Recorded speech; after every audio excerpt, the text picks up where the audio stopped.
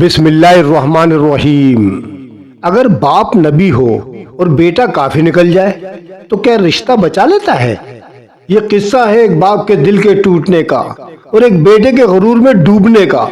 یہ قصہ ہے حضرت نوح علیہ السلام اور ان کے بیٹے کا۔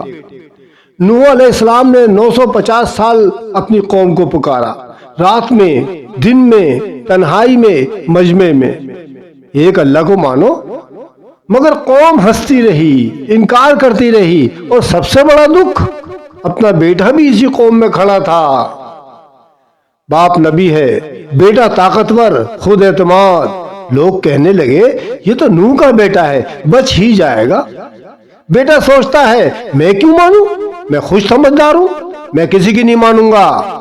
یہاں آزمائش صرف قوم کی نہیں ہوئی، یہ نبی کے گھر کی بھی آزمائش تھی۔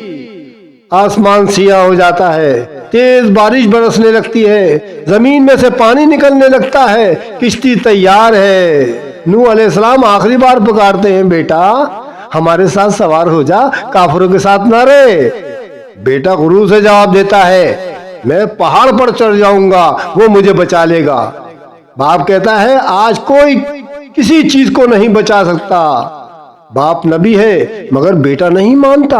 اچانک ایک موج اٹھتی ہے، باپ اور بیٹے کے درمیان پانی دیوار بن جاتا ہے اور بیٹا ڈوب گیا ہمیشہ ہمیشہ کے لیے۔ ہر طرف خاموشی، صرف طوفان کی آواز۔ نوح روتے ہوئے عرض کرتے ہیں اے میرے رب، میرا بیٹا تو میرے گھر والوں میں سے تھا۔ اللہ کا جواب آتا ہے اے نوح، وہ تمہارے اہل میں سے نہیں ہے، اس کے اعمال درست نہیں تھے۔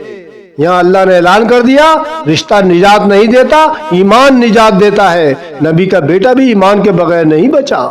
تو ہم کس چکر میں ہیں، ہم کس زوم میں ہیں؟ یہ قصہ ہمیں بتاتا ہے باپ نیک ہو کافی نہیں، گھر دیندار ہو کافی نہیں، نام مسلمان ہو کافی نہیں۔ فیصلہ وہاں ہوتا ہے جہاں ایمان کھڑا ہوتا ہے۔ قیامت کے دن باپ بیٹے کو نہیں بچائے گا، صرف اور صرف ایمان بچائے گا۔